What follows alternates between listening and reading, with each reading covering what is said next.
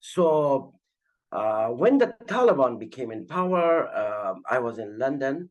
Um, always I had a good connection with my colleagues in Afghanistan, especially with the women judges, my classmate in the judiciary training.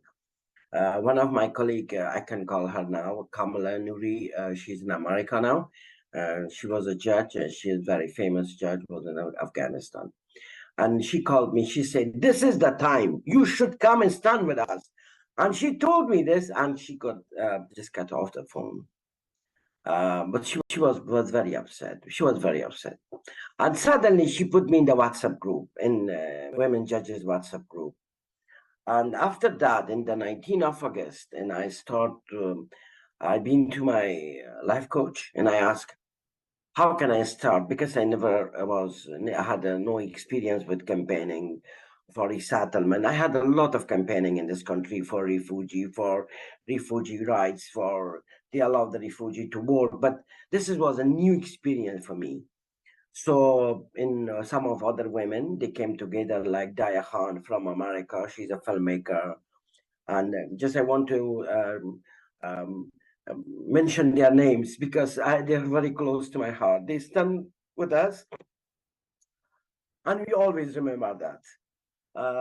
So she came along and she helped me. And from Australia, one woman is called Elizabeth. She came to help me, and she resettled three women judges to Australia, and we with her team, they start to giving me advice, and we created the petition. And the top of everything, my boss had a first speech about the women judges in the history of our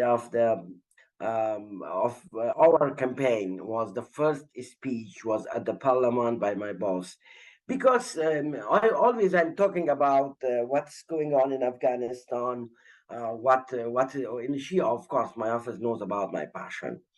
So that was the first time, was the start my campaign. I should say that was the kind of we built something, and after that, I worked very hard to build more connection with other people, with other politicians. Like Joanna Chari, she came and she was invited me informally to the Justice Committee, and I printed all the judges' WhatsApp messages. And there was Sir Bob was so kind with me in the Justice Committee, and I've been to the Parliament, because this is not a small campaign; it's a big campaign. It's not about 2, 3 people; it's about 270, around 270 judges. So it's still, this campaign is we keep continue. And some of the organization really, they help a lot, but some of the organization, uh, shockingly, they rejected the judge's application regarding the funding, the financial help. Uh, and I wrote an article regarding the funding and regarding the current situation of the women judges in Afghanistan. This was shared on Bulu Pass website, and we ask all the people to please join the discussion and see the situation of the judges. If someone gave me advice, if someone want to support, someone sponsor some of the judges, I would be very happy. And also the judges, some of the judges, they arrived in the UK, but the UK government, they promised to help the women judges, but some of the judges rejected their application by the UK government. But still, we have a hope. We work hard, but Marzia cannot do anything. The good thing in our campaign, some of the women judges, when they left Afghanistan, they joined this committee, the combined committee, and now they're running like TikTok page for the women judges, YouTube channel for the women judges. They all understand the value of my passion in my work.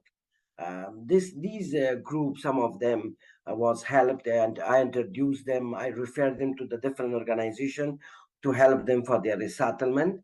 And still, there's a big group left behind. 49, with the member of the family, around 308 people. They left in Afghanistan, and 20 women judges left in Pakistan. Still, I need people, to stand with us and to help us. And I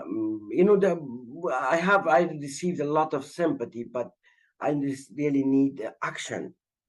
And I have also a large volunteer group. They helping me on social media, checking my emails.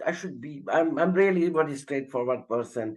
When I'm send message to a minister or maybe an MP, I did my English study in this country, but always I want to check with them, because the one mistake of your grammar, uh, you know, this is my advice to all of my fellow refugee and asylum seeker, and it makes the problem for yourself.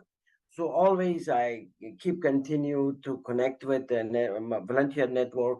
They helping me from the beginning of my campaign. Sometimes I send messages one morning. I'm a crazy sometimes. Just I don't want to, to leave some things for tomorrow regarding my campaign.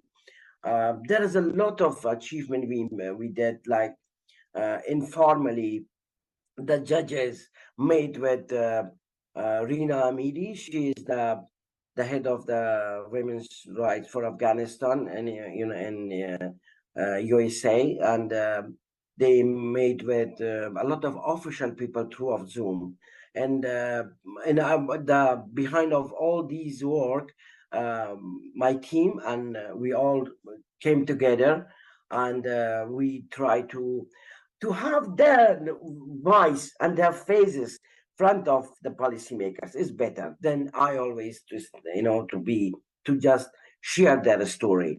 I encourage them to they should be their self and they should stand for their self, because the policymakers will not leave us alone. I'm sure, because the judges like me, they faced with a lot of challenges. We had never a good life in Afghanistan, to be honest. There is always a male dominating society. It is very clear for everyone.